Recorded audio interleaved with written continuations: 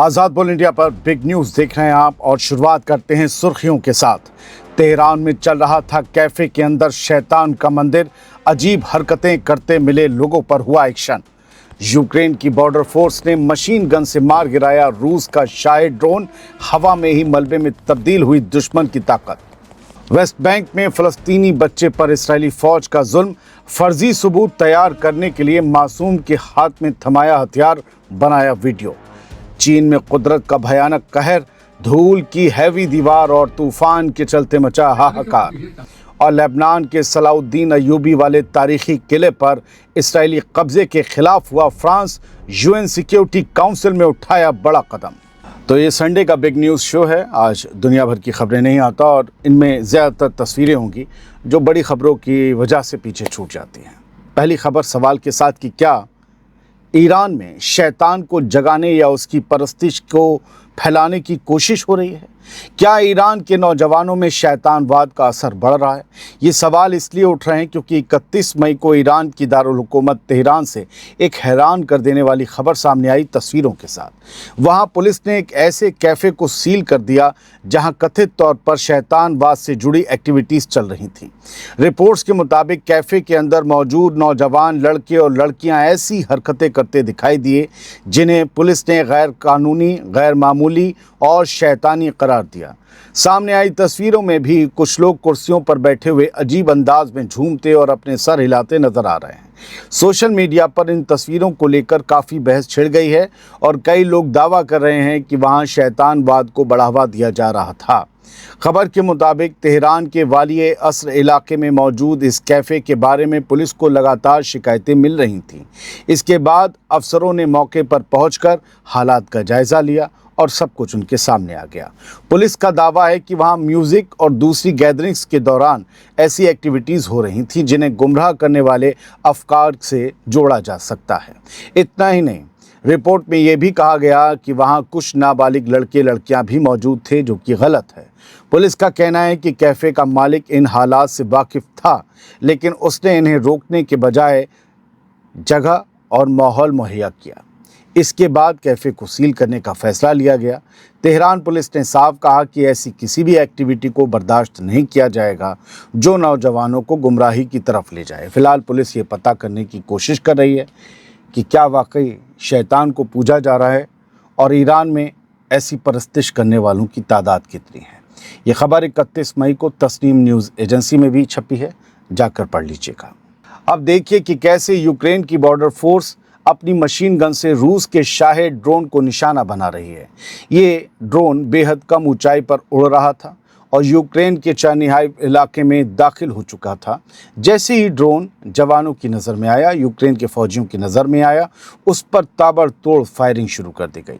Reports के मुताबिक कुछ ही लम्हों बाद ड्रोन हवा में ही तबाह हो गया। क्या निशाना होगा इन लोगों का और क्या स्पीड होगी कि ड्रोन को भी मार गिराया।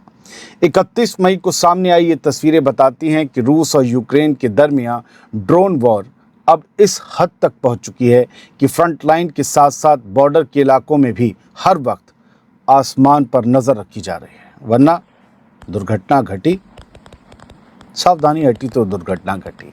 आगे बढ़ते हैं। ज़रा सी सावधानी ज़िंदगी भर आसानी, ये दूसरा ऐड हो गया। आगे बढ़ते हैं। अब देखिए इसराइल का वो जुल्म जो एक फ़लस्तीनी बच्चे पर ढाया गया। सोशल मीडिया पर वायरल हो रही एक वीडियो में दिखाया जा रहा है कि इस्राएली फोर्सेस ने एक फ़लस्तीनी बच्चे को हथियार और फ़लस्तीनी झंडे के साथ खड़ा किया, उसकी तस्वीरें और वीडियो बनाई और फिर उसे हिरासत में ले लिया। हमने बच्चे की आइडेंटिटी छुपाने के लिए उसका चेहरा ब्लर किया है। कहा जा रहा है कि ये सब उसके खिलाफ सबूत तैयार करने के लिए किया गया। रिपोर्ट्स के मुताबिक ये वीडियो कब्ज़े वाले वेस्ट बैंक के बैत उमर इलाके की है जो अल खलील के शुमाल में मौजूद है। वीडियो की सही तारीख अभी साफ नहीं है, लेकिन 30 मई 2026 की रात को इसके वायरल होने के बाद सोशल मीडिया पर काफ़ी गुस्सा देखने को मिल रहा है और 31 मई को इसराइल ने भी इस मामले में जांच की बात कही है। मैंने खुद पढ़ा है द टाइम्स ऑफ इसराइल में। वीडियो में जो कुछ दिखाई दे रहा है उसने एक बार फिर इस्राएली फोर्सेस के तौर तरीक़ों पर सवाल खड़े कर दिए हैं। अगर वीडियो में दिख रही बातें सही पाई जाती हैं तो एक बच्चे को इस तरह इस्तेमाल करना अपने आप में बेहद संगीन मामला बन जाता है। लेकिन अक्सर जब ऐसे वीडियो दुनिया के सामने आते हैं तो इसराइल की तरफ से यही कहा जाता है कि इन्वेस्टिगेशन चल रही है और देखा जाएगा कि किसने क्या किया। फिर कुछ दिन गुजर जाते हैं, खबरें बदल जाती हैं और मामला ठंडा पड़ जाता है। अब देखना यह है कि इस वीडियो पर भी वही होता है या इस बार दुनिया को कोई साफ जवाब मिलता है। हमारे यहाँ के चमन चुस्की अंधभक्त इन लफ्ज़ों का इस्तेमाल मैं नहीं करता, वो बहुत इसराइल करते हैं। उन्हें देखना चाहिए मसला कहाँ है दुश्मनी का, किसको सपोर्ट कर रहे हैं। आप इनको सपोर्ट करते हैं, करिए, लेकिन पूछिए कि ये सब क्या है। बढ़ते हैं आगे। चीन में दिन के वक्त अंधेरा छा गया। धूल की बड़ी दीवार और ख़तरनाक तूफान ने ऐसी तबाही मचाई कि लोग इधर उधर भागने लगे। चीन में कुदरत ने ऐसा कहर बरपाया कि दिन के उजाले में भी सियाह रात हो गई। हर तरफ तबाही के निशान दिखाई दे रहे हैं। दुनिया की अगली सुपर पावर कहलाने वाला चाइना भी कुदरत की ताकत के आगे, कुदरत की पावर के सामने बेबस नजर आया। 31 मई को चीन के हीलोंगजियांग सूबे के हरबिन शहर में धूल का एक बड़ा तूफान और बेहद खतरनाक थंडरस्टॉर्म एक साथ टकराए। सामने आए वीडियोस में देखा जा सकता है कि धूल की एक ऊंची मोटी दीवार शहर की तरफ बढ़ती दिखाई देती है, जिसके बाद कुछ ही मिनटों में दिन का उजाला अंधेरे में बदल जाता है। रिपोर्ट्स के मुताबिक तेज़ हवाओं ने कई इलाकों में नुकसान पहुंचाया है और लोगों को घरों और इमारतों के अंदर पनाह लेने पर मजबूर कर दिया। दोस्तों, सड़कों पर चलना इस दौरान मुश्किल हो गया। विजिबिलिटी लगभग ख़त्म हो गई और देखते ही देखते पूरा माहौल बदल गया, बल्कि यूँ कहें कि काला हो गया, अंधेरा हो गया। सामने आई तस्वीरें बता रही हैं कि कुदरत जब अपना रंग दिखाती है तो बड़ी सी बड़ी ताकत भी उसके सामने लाचार नज़र आती है। आज चाइना में वही हो गया जो तमराज किल्विश चाहता था, अंधेरा। हरबिन में आए इस तूफान ने एक बार फिर याद दिलाया कि इंसान चाहे कितनी भी तरक्की कर ले, कुदरत की ताकत के सामने उसकी हैसियत इतनी सी भी नहीं। अब सवाल यह है कि क्या चीन के दूसरे इलाकों में भी ऐसा मौसम देखने को मिलेगा या फिर हरबिन का ये तूफान सिर्फ एक शुरुआत है। 30 मई को भारत के बीकानेर और पाकिस्तान के लाहौर में भी एक बड़ा तूफान आया था। आगे बढ़ते हैं। हमने आज के शो में आपको एक बड़ी स्टोरी दिखाई थी कि सलाहुद्दीन अय्यूबी के किले पर, जिस किले पर उन्होंने कब्ज़ा जमाया था क्रूसेडर्स को भगाकर, उस किले पर इसराइली फ़ौज ने कब्ज़ा कर लिया। ये उसके लिए बड़ा तारीख़ी मुकाम है। पहले प्रोग्राम में वो स्टोरी देखिएगा और उस पर यह खबर है। जनूबी लेबनान में ब्यूफोर्ट कासल यानी ब्यूफोर्ट किले पर इसराइली कब्ज़े का मामला अब यूनाइटेड नेशंस तक पहुंच गया है और फ्रांस ने इसे लेकर एक बड़ा कदम उठाया है। 31 मई को फ्रांस के फॉरेन मिनिस्टर जॉन नोएल बारो ने ऐलान किया कि फ्रांस यूएन सिक्योरिटी काउंसिल यानी यूएनएससी की इमरजेंसी मीटिंग बुलाने की मांग कर रहा है।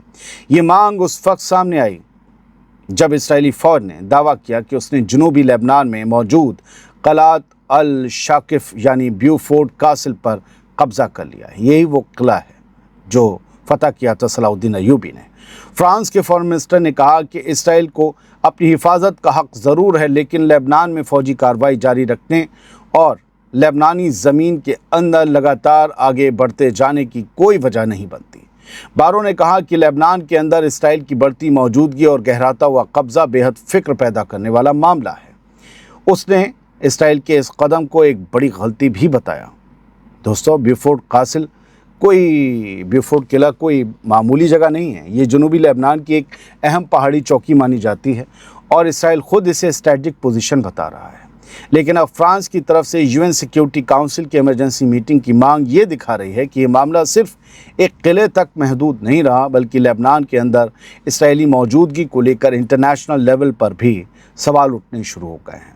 अब सवाल ये है कि क्या यूएन सिक्योरिटी काउंसिल इस मामले में कोई कदम उठाएगी या फिर ब्यूफोर्ट कासल पर कब्ज़ा लेबनान के अंदर एक और लंबे टकराव की शुरुआत बनने जा रहा है। बहुत बहुत शुक्रिया। सलामत रहिए, खुश रहिए। बताइएगा ये छोटा सा तस्वीरों वाला वीडियो या शो आपको कैसा लगा।